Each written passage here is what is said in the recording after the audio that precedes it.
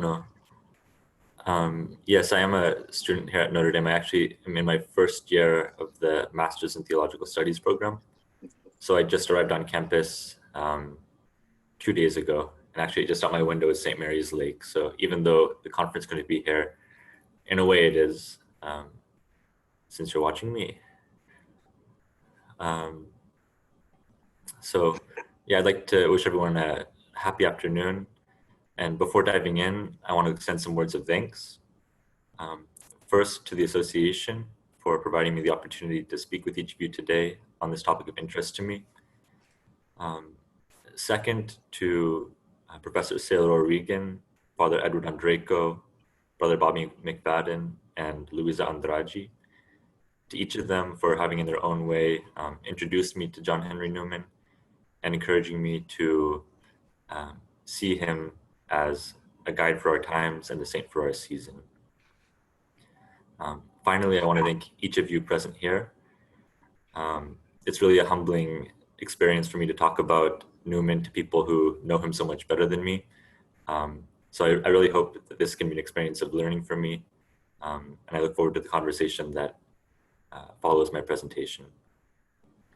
Now to turn to the topic of my presentation. Today, I will trace one fine thread in the reception history of St. John Henry Newman's thought. My first wish is to relate the profound influence of Newman upon the German critic and translator Theodor Hecker, who first presented Newman to the German-speaking public with his 1921 translation of an essay in aid of a grammar of assent, under the title Philosophie des Glaubens, or translated back into English, Philosophy of Belief. Already in Hecker's new title for the grammar, we find that his transmission of Newman involved an interpretive task,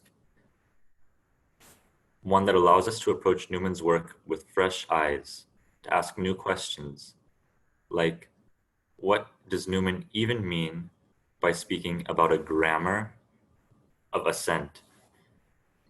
For Hecker, who had already gained prominence in the previous decade, the 1910s, for providing the first German translations of Soren Kierkegaard, and for his work as a budding satirist, an intensive reading of Newman entailed an experience of illumination. Not coincidentally, 1921, the year of the grammar's translation, would also mark Hecker's reception into the Catholic Church. Much of his work in the following decades would be devoted to translating and expositing Newman's thought.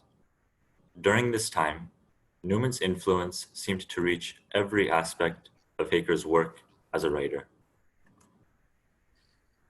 Today, though, I hope to focus on the way that these two men conceive of language. And in so doing, I will introduce one of Hecker's friends and interlocutors, the poet Conrad Weiss. As will soon become apparent, Hecker and Weiss highlight different aspects of Newman's own understanding of language. Hecker tending towards a notional or grammatical apprehension, and Weiss towards a real or poetical apprehension thereof.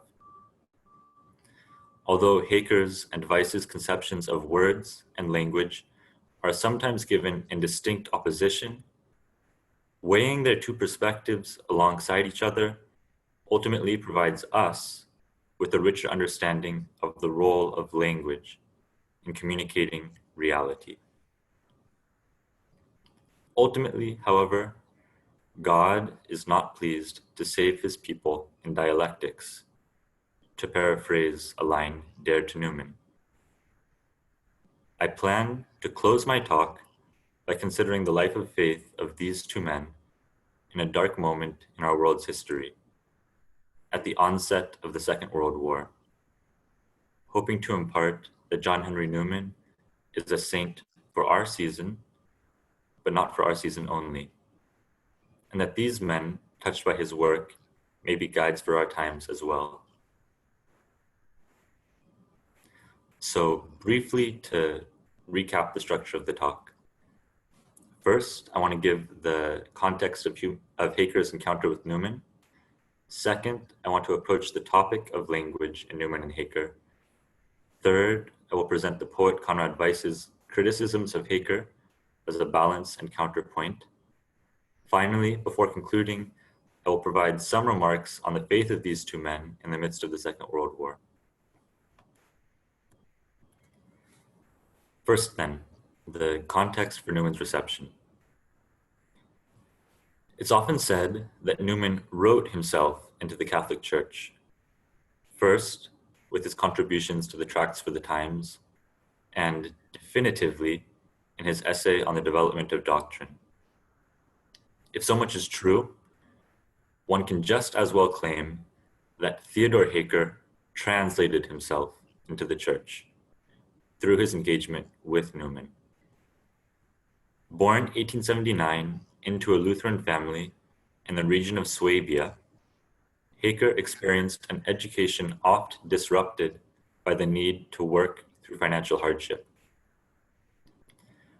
By the time he first encountered Newman's writings in 1919, however, Haecker had already enjoyed many opportunities for intellectual development. To list three significant aspects of Haecker's development and the way that Newman's reception shaped his views of them. First, Haecker was able to study philosophy with the phenomenologist Max Scheler, alongside a course of study in modern languages and classical languages at university in Munich. Second, he became a disciple of the Viennese satirist Karl Kraus, from whom he inherited a reverence for grammatical precision in language.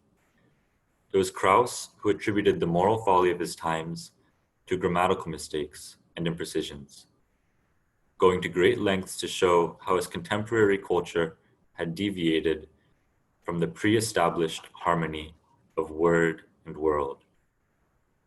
And that phrase is one of Kraus's. And it was from Kraus that Haecker earned his first approbation as a satirist.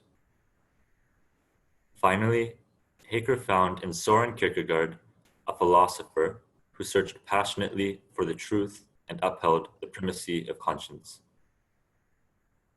Despite these formative influences, Haecker described the period before his encounter with Newman as years of darkness. As he began to read Newman in 1919, the cardinal must have appeared as a complement and fulfillment to each of Haecker's mentors. For, in Newman's delineation of doubt, inference, and assent in the grammar, Haecker found the outline of a phenomenology of consciousness that anticipated the movements in German philosophy at the start of the 20th century. When Haecker's mentor, Max Scheler, gave up his Catholic faith and developed a heterodox theology of a God who is only ever becoming, Haecker took to criticizing him by drawing on his intellectual formation under Newman. Likewise, Haecker found in Newman a truly accomplished stylist whose intellectual development through the very task of writing served as a model for Haecker's own vocation as a writer. As concerns the relationship between Newman and Kierkegaard, it was one that Haecker wrestled with for the remaining decades of his life. Haecker wrote that these two thinkers are in the starkest antagonism to each other in one regard, but in another regard, they are essentially of one mind. As regards their opposition, Kierkegaard virulently defended the leap of faith, going the way of the fiery youth and of absolute passion, as Haecker writes, while Newman went the way of the mature man and of circumspection, filling any gaps and gathering together probabilities wherever he can, until the qualitative shift to certitude occurs. And again, I quote from Haecker. As regards their unanimity, both men ultimately defended the surrender of the intellect in the act of faith as legitimate, even in its absolute distinction from the act of rational inference. So much for the personal influences that shaped Haecker's reception of Newman. There remains but one aspect of the context for Newman's reception that I want to mention, this being the aftermath of the First World War. Surprisingly, Haecker devotes a large portion of his afterword to the German translation of the grammar, to this specific topic, from which I will now quote at length. Haecker writes that Newman, with his philosophy of belief, has once again gained entry and given voice to the English, to the Anglo-Saxon, and broadly speaking, to the Germanic spirit, which in him is divinely ordained as a new and original music, even while obedient and subject to the eternal canon of heavenly harmony. Who would deny so much? And who would care to dispute that it is an act of providence that the greatest, noblest, and most successful apologist of modern Catholicism was an Englishman?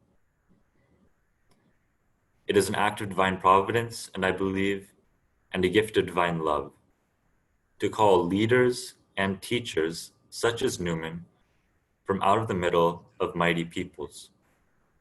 It is, however, as I have implied, on the other hand, just as much a tremendous responsibility that is thus laid upon such a people.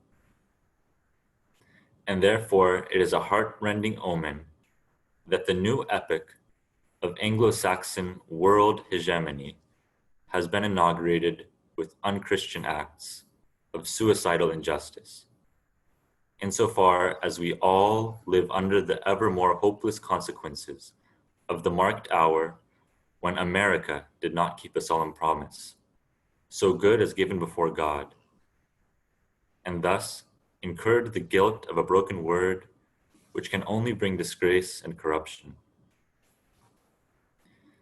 Haecker refers here to the terms of the Versailles Peace Treaty, which assigned sole blame for the First World War to Germany, thus leaving it in a state of economic chaos and political turmoil, and sowing the seeds for the vengeful rise of the Nazi Party.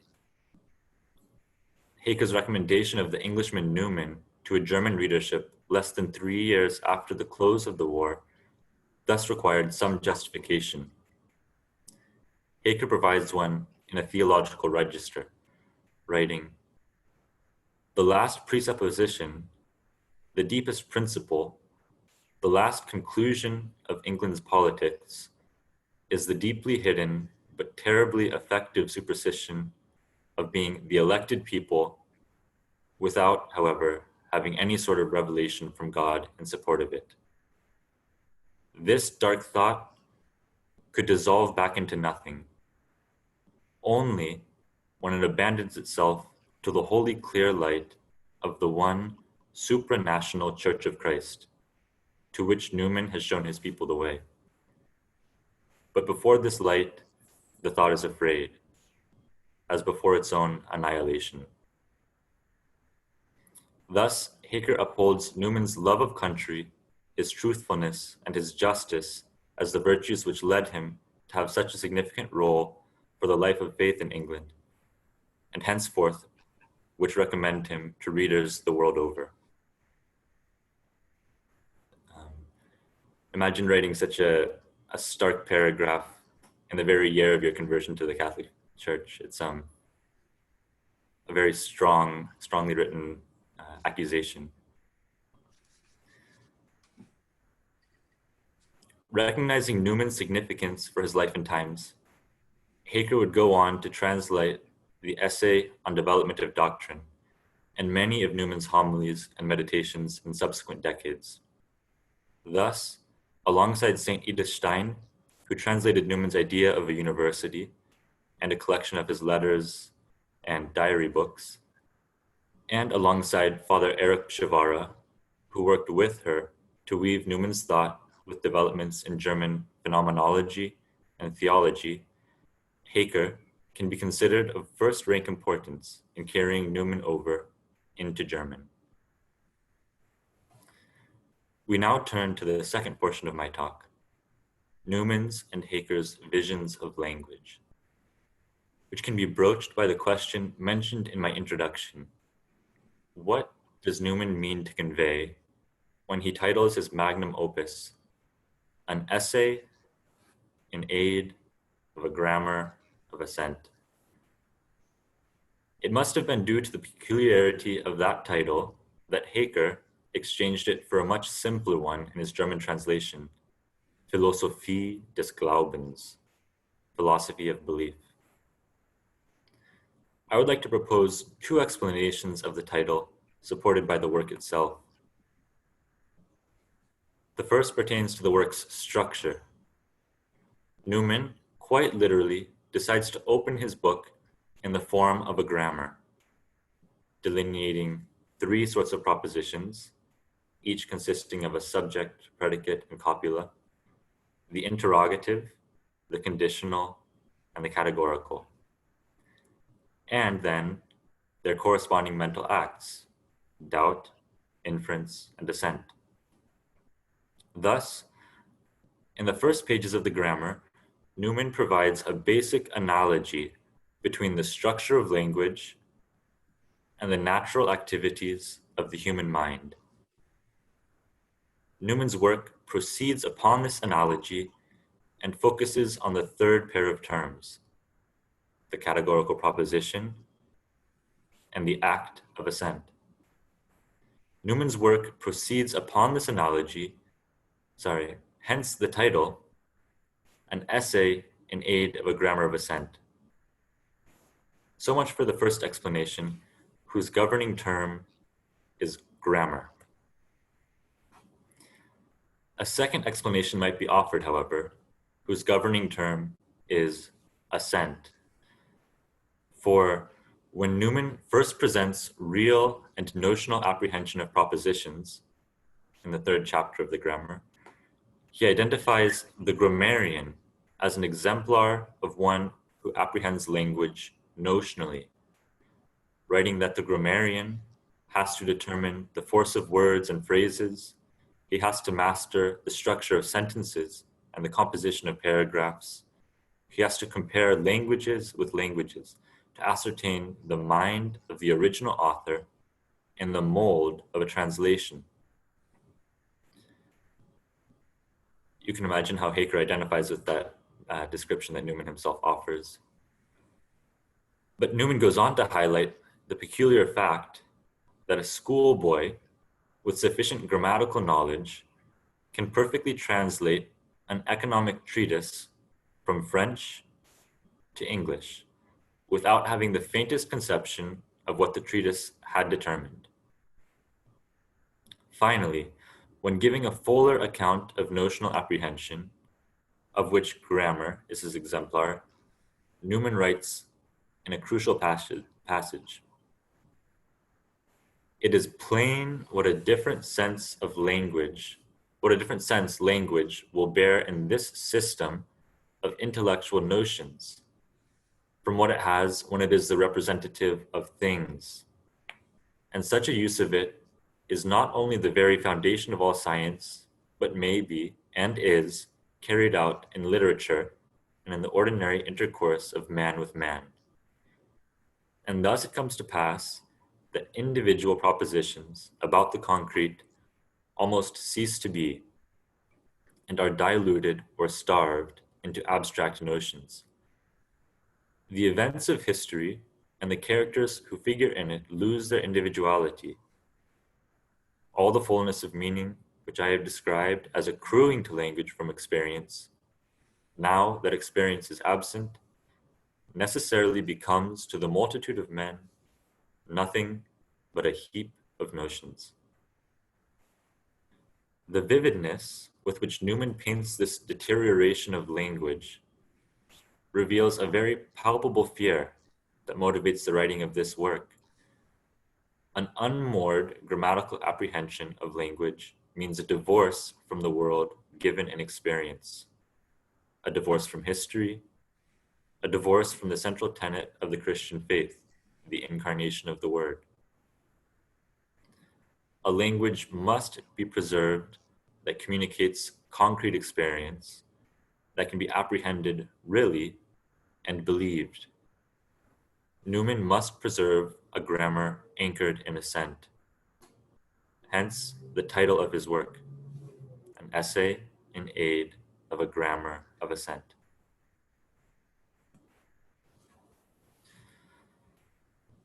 Newman's words certainly had a prophetic element to them, for in the following decades, German letters would undergo a period that is now termed Sprachkrise, crisis in language.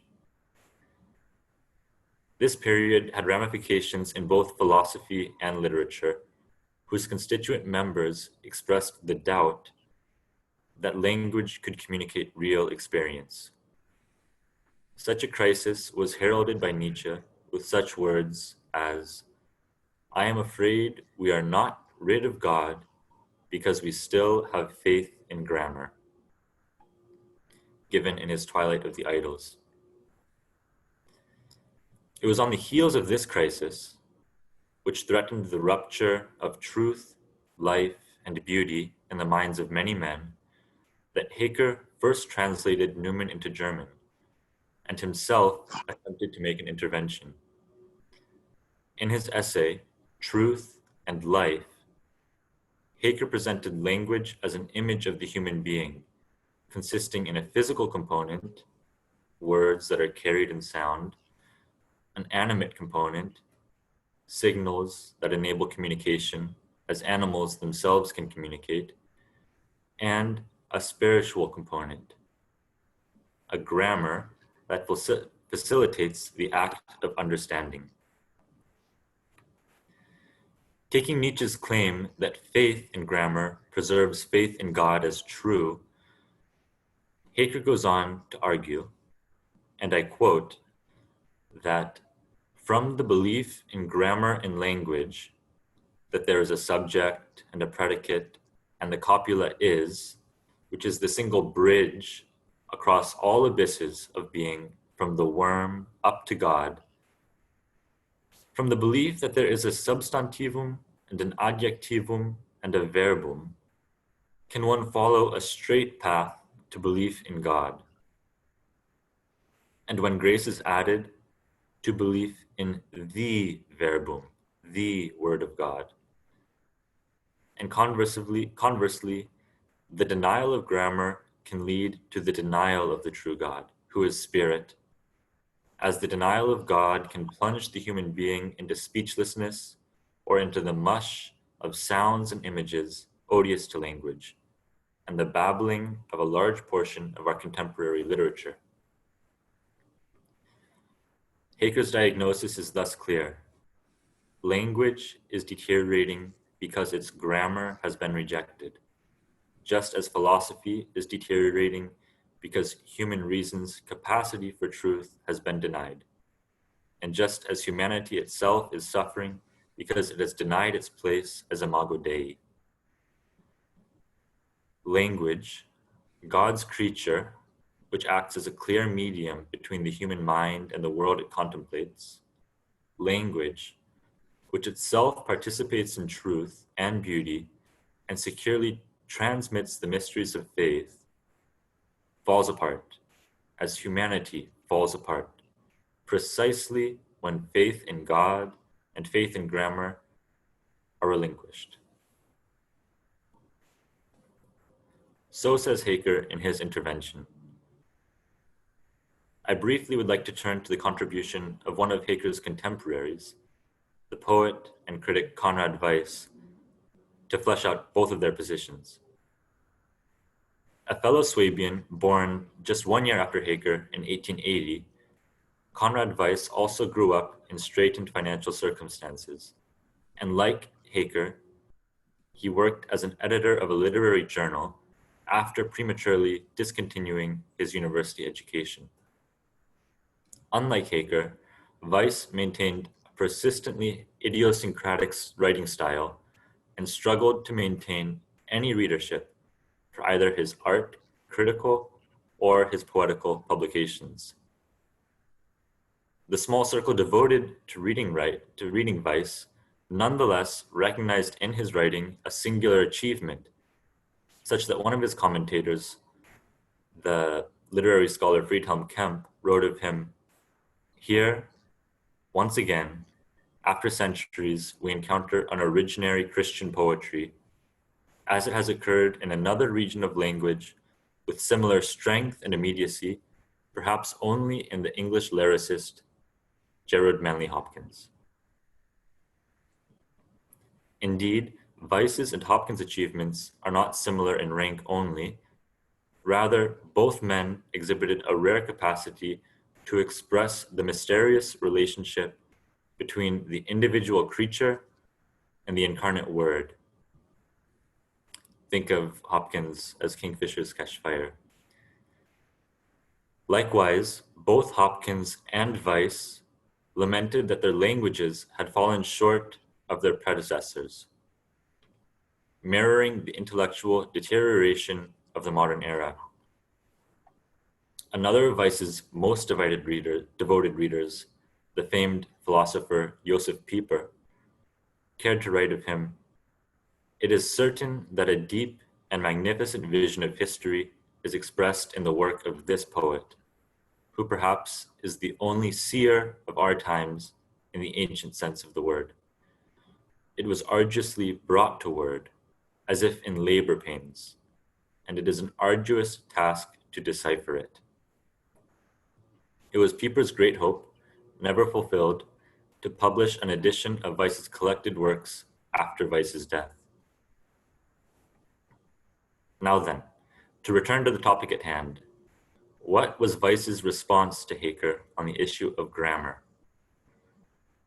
In one review, he writes that Haeckel has composed a Magnificat to truth and to language in essays such as the one cited above. Nevertheless, against Haeckel, Weiss writes that the artistic task inherent to language outweighs the notional task. I now quote directly, "That which is poetical announces itself here as a farther echo and yet as a nearer reality against the fixed notionality of language. A span arises here for the inwording of truth, and a more vibrant currency becomes tangible against the pure fluency of the linguistic spirit which is assured in grammar. By heralding the poetic word as a farther echo and nearer reality than the notional structure of language, Weiss provides a schematic analogous to Newman's distinction between conscience, the real experience of the echo of the voice of God in one's own life, and the moral sense, which is cultivated in education as a societal good, but always threatens to overshadow the role of conscience when exalted in isolation. He also embodies an exemplary image that Newman provides of real apprehension of language when he says, "It is the least pardonable fault in an orator to fail in clearness of style, and the most pardonable fault of a poet." Weiss continues in his response to Haeckel, "To return again," and I quote now, "to return again to Nietzsche's word on the assuredness of the divine through grammar, one can raise significant objections to it from one's own smaller experience and from the greater experience of history.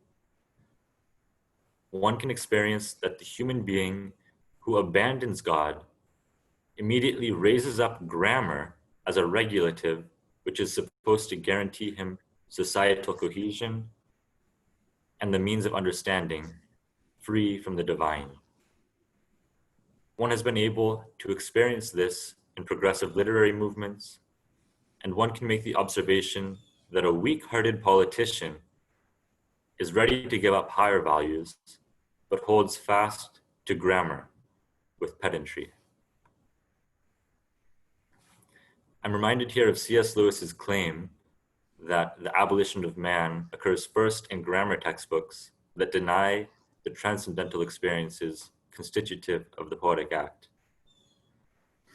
But also, I'm reminded of Newman's own insistence in his university sermons that human reason is a loose term molded by the habits of a society that put it to use.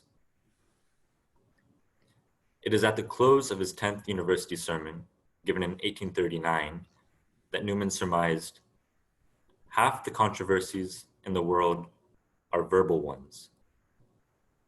And could that they be brought to a plain issue, they would be brought to a prompt termination. And later, that controversy, at least in this age, does not lie between the hosts of heaven, Michael and his angels on the one side, and the powers of evil on the other, but it is a sort of night battle where each fights for himself and friend and foe stand together. Some 100 years after the presentation of this sermon, such no longer seemed to be the case. Weiss himself saw the confusion of tongues that had characterized the previous decades giving way to what he called a new Babylonian unity, a false guise of human self-sufficiency set up in isolation from God.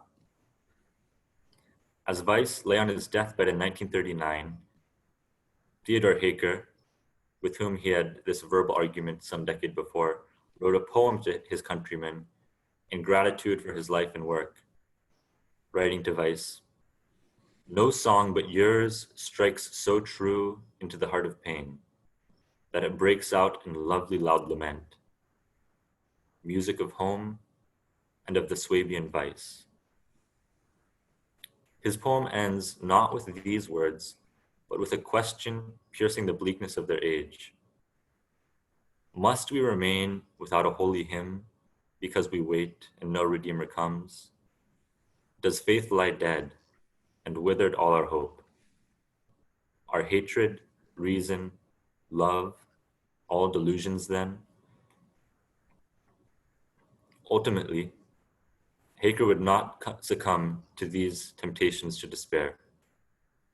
In fact, it was in 1940, the year of Weiss's death, that Haker published his translation of Newman's parochial and plain sermons.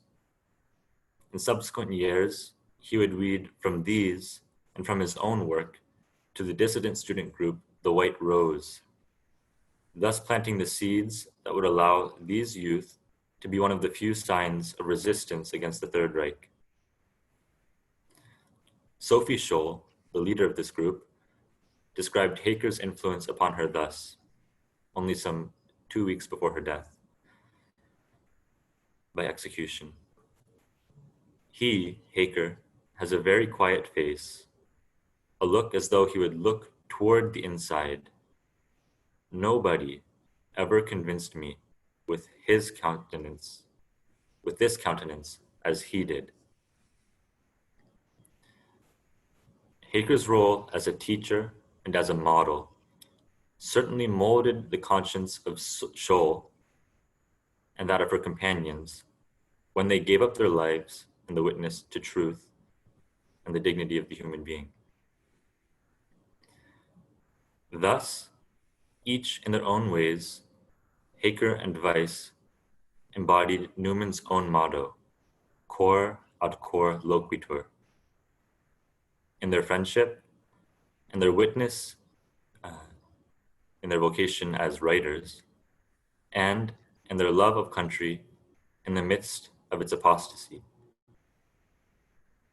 For despite their cries against the faults of their times, both Conrad Weiss and Theodor Haker recognized that their age could be a fertile field for sowing of the word, as Newman knew in his own lifetime. On that note, let us take note of their example, consider the weight of our words, the range of our tongue, and see that the same is true for our time as well. Thank you, everybody.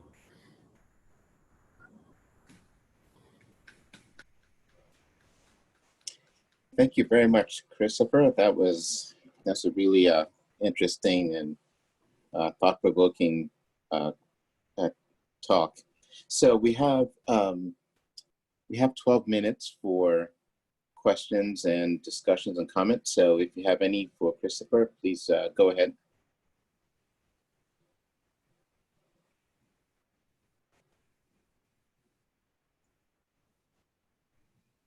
Okay, Ed. I just wanted to ask, how do you spell Haker's name? Oh, Christopher, you need to unmute. Thank you. You know, I'll even write it in the chat now that I think about it. It's Haeckeer. Thank you. Yep. And I think he has one work published in English called Virgil, Father of the West. It was actually published by Christopher Dawson, I think in the 1930s, early 1930s.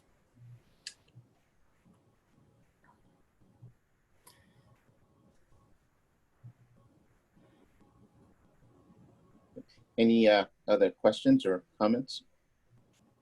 Yes. Christopher, if I may, thank you for your wonderful talk. I was wondering with Haker and Weiss, as you get into talking a little bit about their notion of grammar, and then Weiss emphasizing kind of the more artistic, poetic task of language, with Haker talking more about the notional. To me, that kind of brought up almost like a sense of approach to God, approach to maybe to the divine attributes like truth and beauty, and how do we go in to viewing God, through what lens do we view him.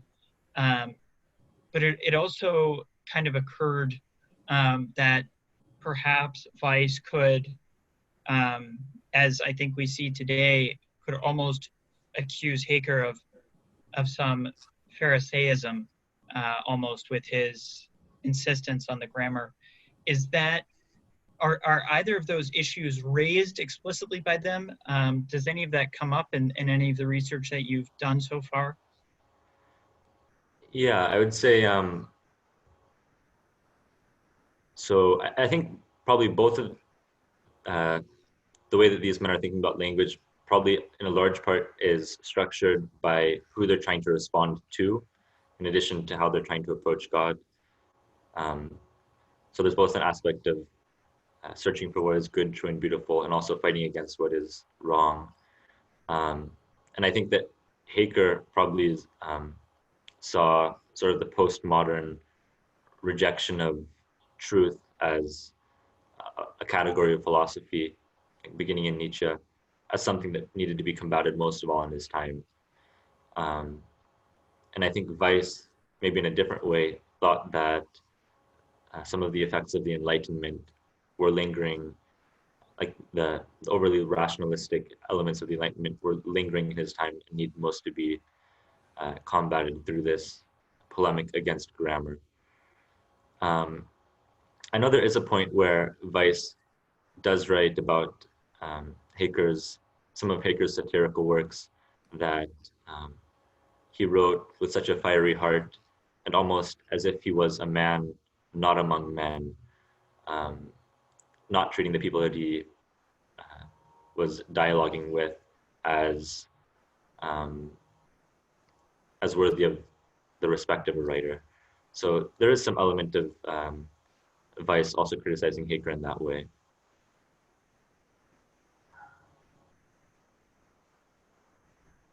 Thank you. Any other questions or thoughts?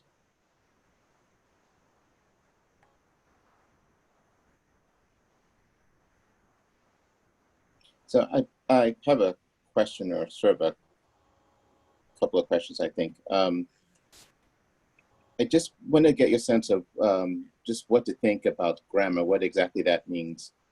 Is it more like the logic of expression, or logic of language, like the rules that hold everything together, right? Is that what they're all sort of talking about? And then, depending on what it is, like where does it come from? Do they sort of address that sort of thing? Like, you know, grammar seems to be some universal language. So, you know, when you learn a language, very often you're trying to figure out the grammar in some way across all languages. There are all these patterns that we see, logical patterns of how things are expressed. So I was wondering if they had any thoughts if you've seen any thoughts of, Newman, Haker, or Weiss about what exactly grammar is and how did it come to be what it is. Mm-hmm. Yeah, so I found it interesting in that passage I quoted from the grammar.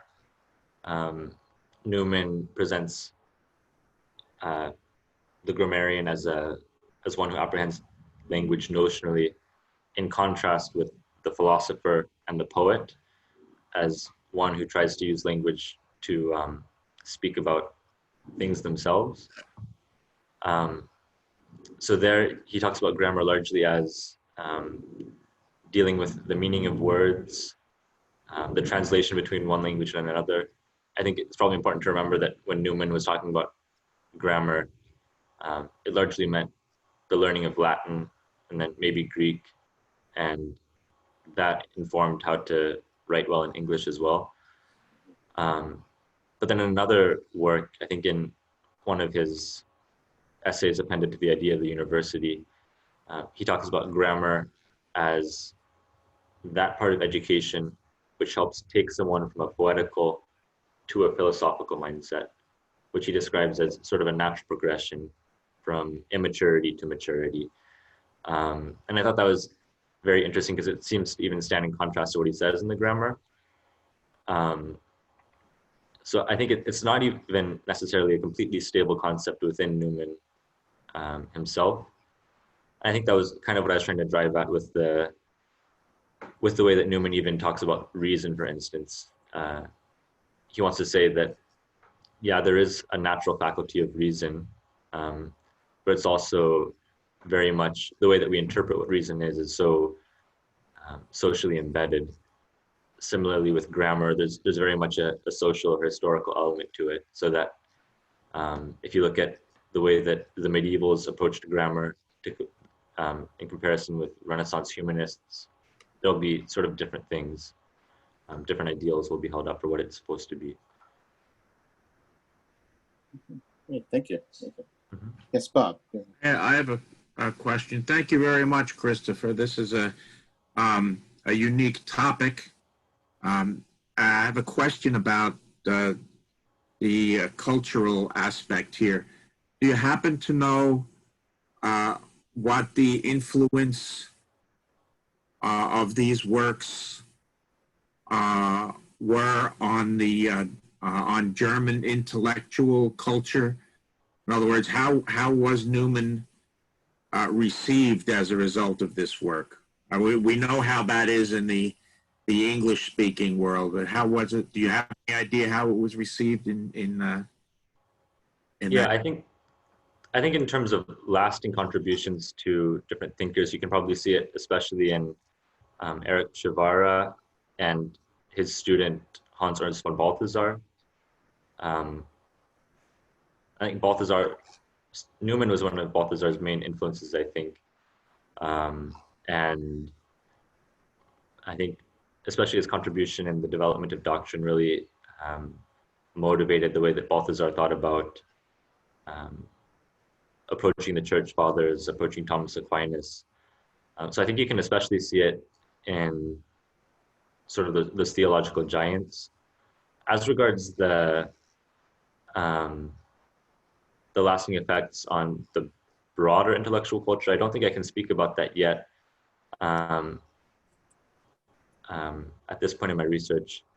I guess I can say that the way that Haker presented his own thought as molded by Newman found itself in stark contrast to the work of some figures like Walter Benjamin, who maybe some of those more left-leaning figures who had less of a conservative tendency as regards the intellectual tradition and more of a progressive or revolutionary tendency. So Newman was sort of viewed under that aspect, I think, insofar as he was related to Haker. Okay. Thank you, Christopher. Mm-hmm. You're welcome. All right, so we are at, it's 2:19, so just about 2:20. So Christopher, I wanted to thank you again for a very enriching talk. and very engaging, thought-provoking, and I'm sure we all took a lot. I took a lot from it. So thank you very much. So we are going to end this session. The next session starts in about 10 minutes. And then, so that's the 2:30 session, 2:30 Eastern, sorry. And then at 3:30, we'll have the conference wrap up and Zoom social, okay? So everyone, thanks again for coming to this session, and we'll see you soon in another session. Okay, so Thank you, Ono. okay, you're welcome. Thank you. Thank you all. Bye-bye.